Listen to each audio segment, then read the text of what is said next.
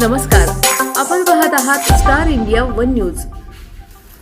पीडितेला न्याय द्या, सकल हिंदू समाजाचा इशारा।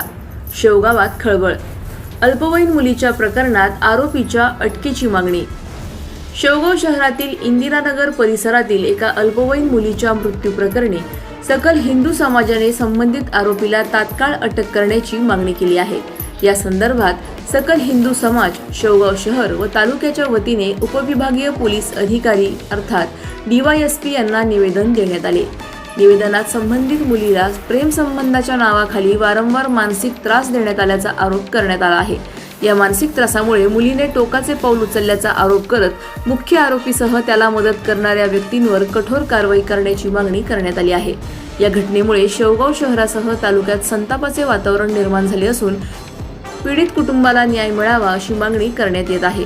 तसेच या प्रकरणाची निष्पक्ष आणि सखोल चौकशी करून दोषींवर कडक कारवाई करावी, अन्यथा तीव्र आंदोलन छेडण्यात येईल असा इशारा सकल हिंदू समाजाने दिला आहे। यावेळी समाजाचे पदाधिकारी, कार्यकर्ते आणि नागरिक मोठ्या संख्येने उपस्थित होते।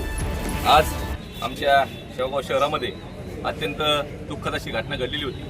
गेल्या 10 दिवसापूर्वी आमच्या सकल हिंदू समाजाच्या एका पीडित मुलीने स्वतः गळफास घेऊन आपले आयुष्य संपवलेलं होतं। खरं तर या गोष्टीकरता काही जी कारणीभूत होते।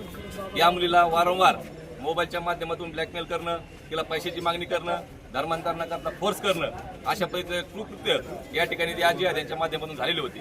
आज पोलीस प्रशासनाकरता आज सकल हिंदू समाजाच्या वतीने या ठिकाणी निवेदन देण्यासाठी आम्ही सर्व जमलेलो होतो।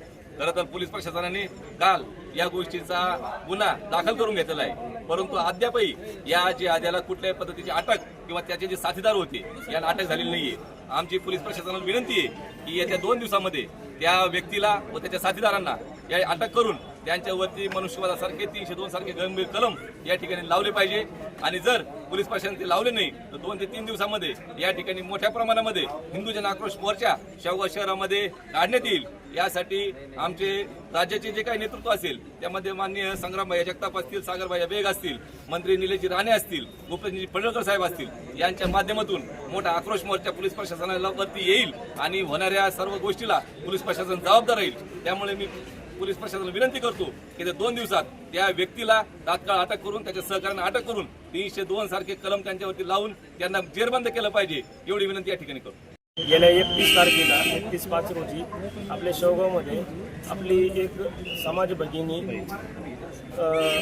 वय वर्ष 16 तिला अत्यंत म्हणजे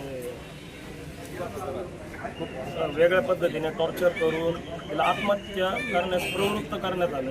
तिला आत्महत्या करण्यास जे पण आरोपी आहे त्याच्यामध्ये त्या सर्वांवर आत्महत्येस प्रवृत्त केल्याचा गुन्हा, तसेच तिला ज्या पद्धतीने मानसिक टॉर्चर करण्यात आलं, त्या पद्धतीने तिच्या घरच्यांना ज्या पद्धतीने टॉर्चर करण्यात आलं, त्या घरातील छोट्या छोट्या मुलींना, तिच्या बंधूला जीवे मारण्याच्या धमक्या देण्यात आल्या।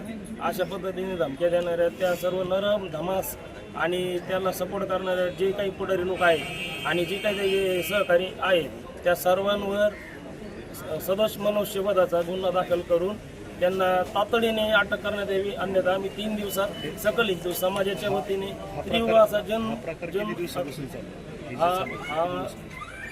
हा प्रकार गेल्या 12-13 दिवसापासून चालू आहे। आम्ही पोलीस स्टेशनला या संदर्भात 3 दिवसापासून चक्रा मारतो। काल 2 दिवसापूर्वी या संदर्भात गुन्हा दाखल झालेला आहे, पण संबंधित जे आरोपी ते अजूनही मोकाट आहेत, त्यांना पकडण्यात आलेलं नाही।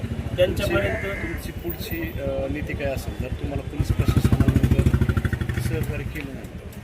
जर आम्हाला पोलीस प्रशासनाने सहकार्य केलं नाही तर आम्ही शेवगावमध्ये जन आक्रोश मोर्चा गेल्या 2-3 दिवसामध्ये आयोजित करून ह्या जो काही प्रकार घडला आहे त्याच्या निषेधार्थ आम्ही शेवगावमधील सर्व जाती धर्माचे लोक आहेत, सकल हिंदू समाजाचे, ते सर्व मिळून हा मोठा जन आक्रोश मोर्चा काढू आणि या घडलेल्या घटनेचा निषेध व्यक्त करू। अधिक माहितीसाठी स्टार इंडिया वन न्यूज पाहत रहा।